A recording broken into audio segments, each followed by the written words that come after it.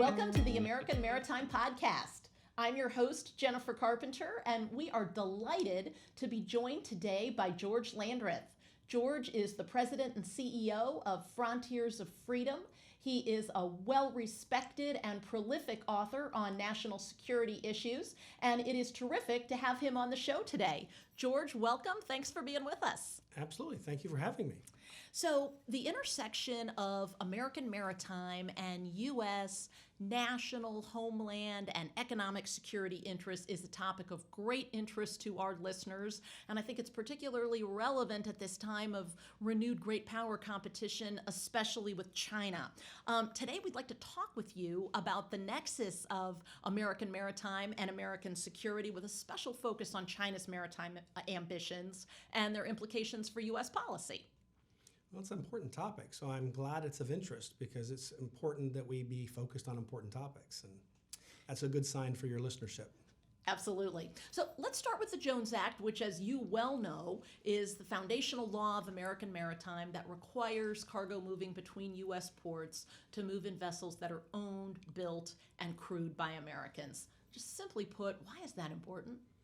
Well, the interesting thing is, when it was passed, I think the primary focus was to make sure that America was prepared. It was passed in 1920 after the First World War, and they wanted to be sure that we were not quite as unprepared for future conflicts. And so what they wanted to make sure was that we could build ships and repair ships. That was their primary focus, probably also to make sure we had trained mariners as well. I don't know they were worried about terrorism at the time. I also don't know if that border security was an issue at that time. And I doubt they were worried about China at that time. But the reality is, it does all the things they intended it to do, but it actually gives us all the other benefits that I think they didn't foresee, but turned out. And I think that's what makes the Jones Act so very, very important, is that on a number of different levels, it serves America's interest very strongly. That's terrific. What do you say to critics who say, well, yeah, but it would really be good for the U.S. economy to open our domestic shipping and shipbuilding markets to foreign interests?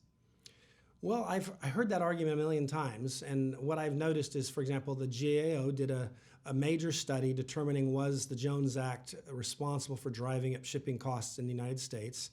They could not find that in their research. They did an exhaustive study of it all.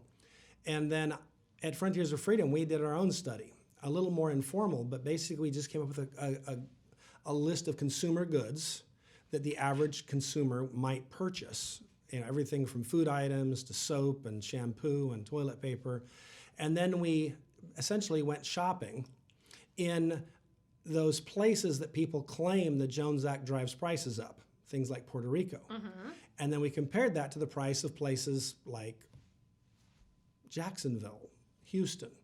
And what we found was there wasn't even a penny's worth of difference in the prices we were finding and being asked to pay.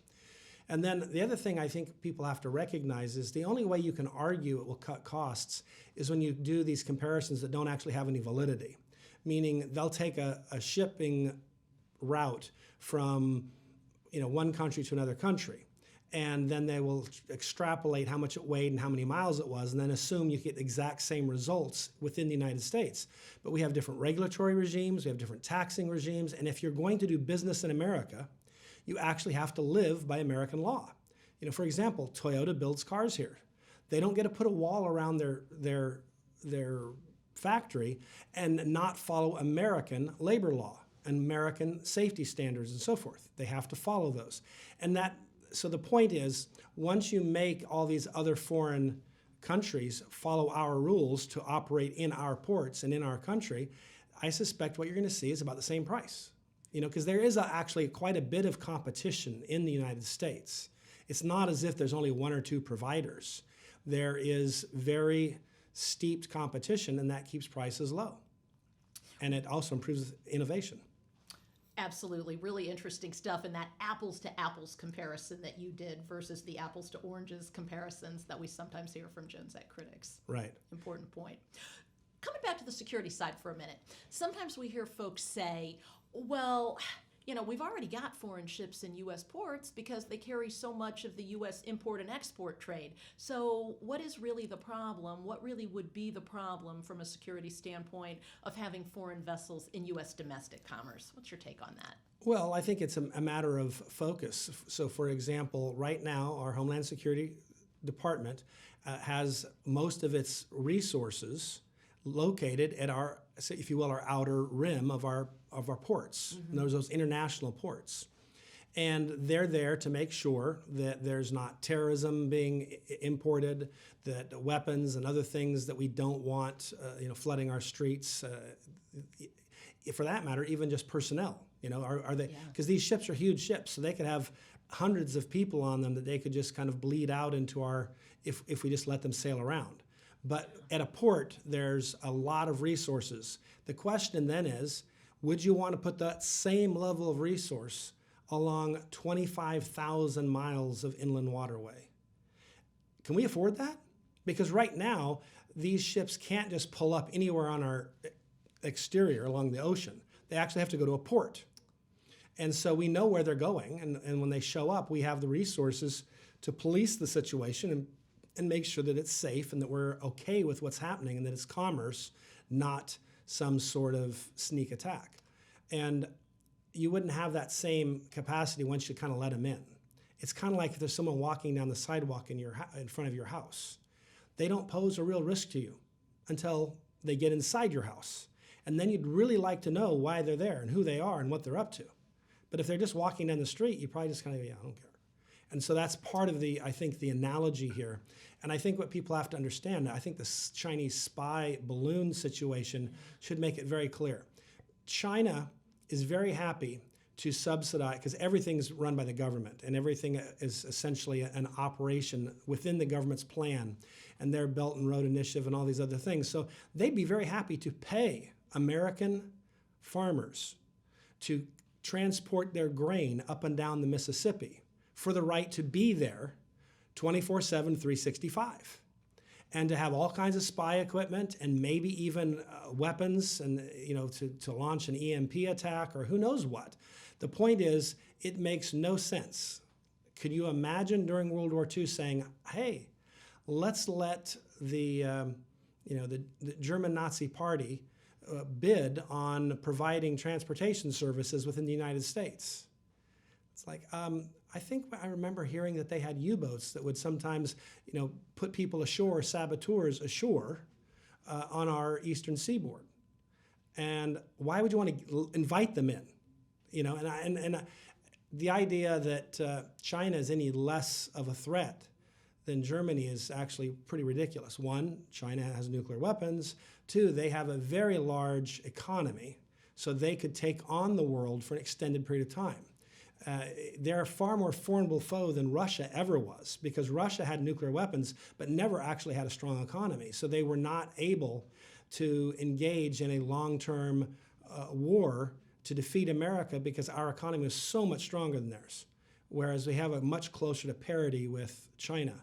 And as a result, that could be a real slugfest. Yeah, absolutely. Man, that is a lot. That is just a lot to unpack, but it's really sobering. Let's stay on China for a minute. You've obviously, an incredible amount of that. You've written an incredible amount of that about that, both in Frontiers of Freedom reports and also in a host of national publications. What is China trying to do in the maritime domain? Can you just kind of elaborate on that a little bit for our listeners and then draw the connection of why that should be of concern to Absolutely. Americans? So in the United States, we don't really see shipping as a military exercise. We understand that the military may need to ship things, but we see it as just an economic activity. China doesn't see it that way. They see everything in terms of how it can advantage them in a conflict. We saw that, for example, during the pandemic, when American authorities were asking about what happened in the Wuhan lab and what the information was. There was a ship filled with things that turns out probably didn't matter that much, but we thought they did at the time. Mm-hmm. Things like masks and other things that we'd already paid for, and they were in transit. They turned that ship around and said, "We don't like what you're saying, so we're not going to keep the contract." So that gives you an idea how the government is in charge of everything. And their Belt and Road Initiative is very much designed, if you look at on a world map of what they're doing, they're creating choke points. And it's not because they want to be the world's preeminent shipper. They want to be able to choke the world, put them in a chokehold. If this were an MMA, mixed martial arts fight, they want to make people tap out. They want to get you in a headlock and force you to tap out because they'd rather not fight you and still win. Now, I'm not saying they won't fight you. I'm just saying they're very shrewd in how they're using shipping. In America, we've never really seen shipping that way. An example, when we were in charge of the internet, we didn't use the internet to punish our adversaries and reward our friends. We just administered the internet. Yeah. All comers could be there. That's not how China works. And so we ought not assume that. And I think that's one of the things that makes me nervous is this is not I have friends who are of Chinese descent. There's nothing wrong with Chinese people, but their regime is a totalitarian regime that kills millions of people every year. And so why we would want to give them the benefit of the doubt or assume that they have good intentions is very troubling to me. I think they've made it very clear they do not have good intentions. Ask the Uyghurs. So you've got this intention to dominate or create choke points, as you've said, and you've also got just a tremendous scope and scale of Chinese economic investment in shipping, in shipbuilding subsidies. Can you give our listeners a sense for the magnitude that we're talking about here and sort of what that means for the U.S. if we were somehow to try to let that into our domestic commerce? Yeah. How could you compete against that? Well, we couldn't because they're literally producing, more than 1,000 ships a year, if I recall correctly, and we're literally just a handful every year, and that's not necessarily a bad thing. We could do more if we needed to, but we're happy, as you mentioned earlier, to let a lot of the international commerce go on international ships. We only require that within the U.S., from U.S. port to U.S. port, that they be American ships, and while our Navy has the greatest ships on the planet, the reality is we don't have to be producing the most ships to be a successful, strong, vibrant economy and so forth. I think we could probably do more, but my point is the Jones Act does what it needs to do, which is make sure that our military has the capacity and the shipbuilding and ship repairing capacity, and then it shuts off the 25,000 miles of inland waterways to our adversaries and makes it so that they can't pretend to be there for commercial reasons and then using our openness against us. And I think that we have enough adversaries in the world that this system works well for us. It protects us, and it would be a mistake to try to change it on the theory, as I said, it's not fact, but a theory that somehow we'd save some money somewhere. The beauty of the Jones Act is basically it lets the United States military almost like just call an Uber. They don't have to make the payment on the car. They don't have to own the car. They don't have to maintain the car. All they do is when they need a ride, they pay the freight for that ride. And so it's very taxpayer friendly in that respect too. And so anyhow, I think there's not a good rationale for dismissing it because the benefits are not just national pride. It's not about, oh, well, we want to make sure we've got a few of our own ships out there. It's actually a very practical issue. Do you want to have a nation that can defend itself? Do you want a military that has the capacity to build and repair ships? Do you want your homeland to be free from influences like the Communist Party of China that has it out for us? I mean, this isn't me just being pessimistic. I'm just taking them at their word. Yeah. All you got to do is take them at their word. They're not hiding it. They're not acting like, hey, we want to be friends. Why do you keep thinking we're your enemy? It's like, no, you keep telling us you're our enemy, and you behave like you're our enemy. And if we get caught off guard, that's our problem. That means we're stupid. Not paying attention. Yeah. Let me ask you, should the U.S. consider more strategic investments in shipping and shipbuilding like China, like some of our allies do? I think that there's a lot of different things that we sometimes do to hamstring our own industries, and then we act like, well, we're not very good at competing. It's like, well, actually, let's look at what we send to the Olympics. Mm-hmm. Do we send people to the Olympics wearing concrete boots to run and jump and hurdle in the track events? I don't think so. But that's often what we do to our own industries. And so we ought to look through our regulatory regime and ask ourselves, which of the regulations are actually needed and helpful, and which ones just create burdens? Which of them are effectively just kind of these heavy, clunky shoes that slow our industry down and make it harder? And I think I'd want to see us go in that direction. And I'm a big believer. I've been on some really amazing ships as they're being built, and very innovative. And so I don't think that we're not disadvantaged because Americans aren't good at building things. That's not the issue. But I do think sometimes we've allowed government essentially to kind of step on the throat and make them struggle for breath. And we ought to not do that. So that's what I'd like to see happen. But that's just me, because I'm a little skeptical of subsidies, and I feel like oftentimes they become counterproductive. They might help an industry get started, but I don't know if they help it remain vibrant. And so, maybe there could be some modulation there, but bottom line is, it doesn't matter what industry you look at. Our strength as a nation is innovation and doing things that other people don't think of. And I'd like to keep that. Absolutely. Hear, hear. Hey, coming back to security for a minute. So CBP, Customs and Border Protection officials have likened the Jones Act kind of a virtual wall that keeps foreign vessels from inundating our domestic waterways. Talk a little bit, kind of coming back to your walking by on the sidewalk versus going into the house analogy. Yeah.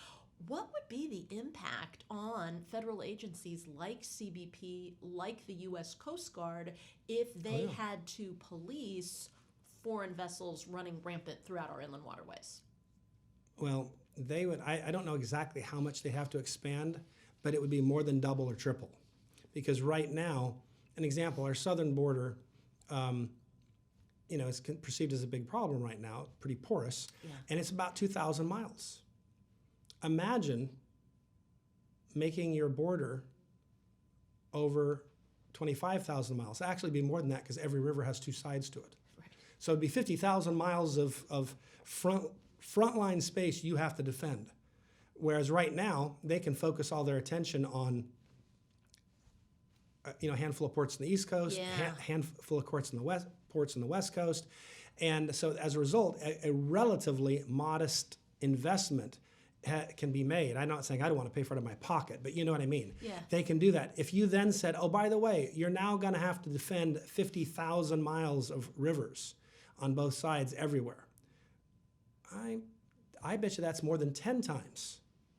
You'd have to grow the government to handle that. And I'm thinking to myself, that's a problem.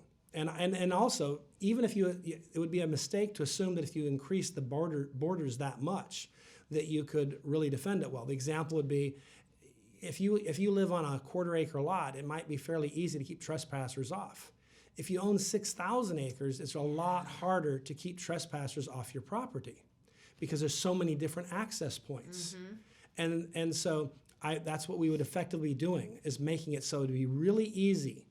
Whereas right now, it's pretty hard. And that's a good thing from a national security perspective, from a homeland security perspective. This is really an optimal situation, and there'd be no reason to get rid of it. Hear, hear.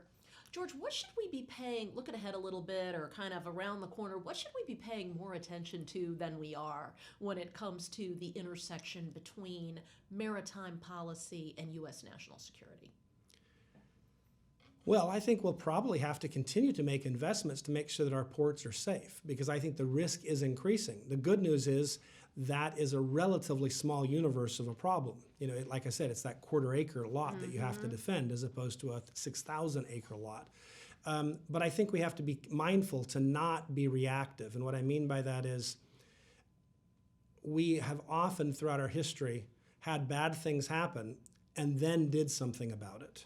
So I'd like to see us as a government be careful and that they plan ahead and make sure that we don't get caught in a situation where we read the paper and go, oh yeah, I guess we shouldn't have done that.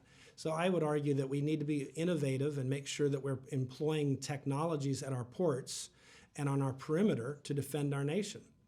And I think I mentioned earlier an EMP, for example, and that would be a very cost-effective way for an enemy to do great harm to our country. George, for anybody who doesn't know that acronym, EMP. Yeah, EMP is an electromagnetic pulse weapon, and it doesn't have to be nuclear. It could be just a large TNT bomb in the atmosphere, but it could be a small nuclear device up in the atmosphere, so it wouldn't actually kill a lot of people directly.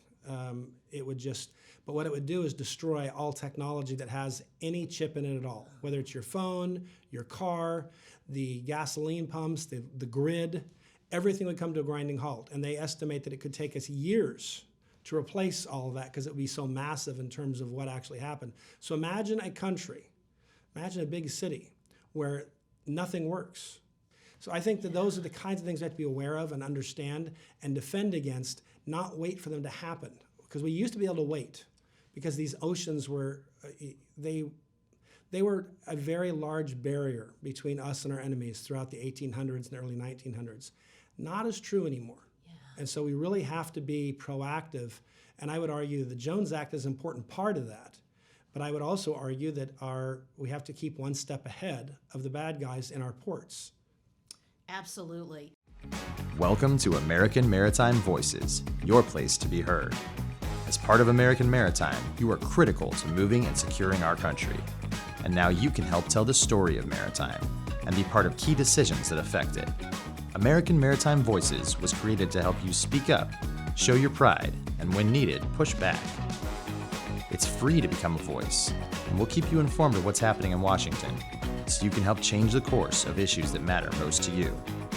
As a voice, you'll get monthly updates, have access to podcasts and videos, and receive action alerts when your voice is needed most. The future of maritime is in your hands, and its story needs to be told. Will you help tell it? George, this has been fantastic. Anything else before we wrap up that we haven't got a chance to talk about or that you want to put a little finer point on? Well, I think that maybe the only other thing I would say is sometimes we get this crazy coverage that suggests the Jones Act disadvantages places like Puerto Rico. I remember being in Puerto Rico, touring the port there, and one of the crane operators told me a very funny story. And it was right after a major hurricane had hit. And it was just, I guess 5, 6, I forget which one it was. But anyhow, bottom line is Geraldo Rivera was there, and he had his cameraman pan out on the horizon the day after the hurricane. And there's all these ships off on the horizon clearly waiting to come in. And he, of course, then told all his viewers that this was because the Jones Act didn't allow these foreign vessels to come in. That was all false. It was misinformation. And it turns out they were all Jones Act ships. That what they were waiting on was the port to be repaired because the damage that had been done to the port was so significant that they couldn't unload the ships yet. And so the ships were waiting, and they had been pre-positioned, basically hiding kind of behind a neighboring island close by with all these emergency supplies, knowing that they would be needed.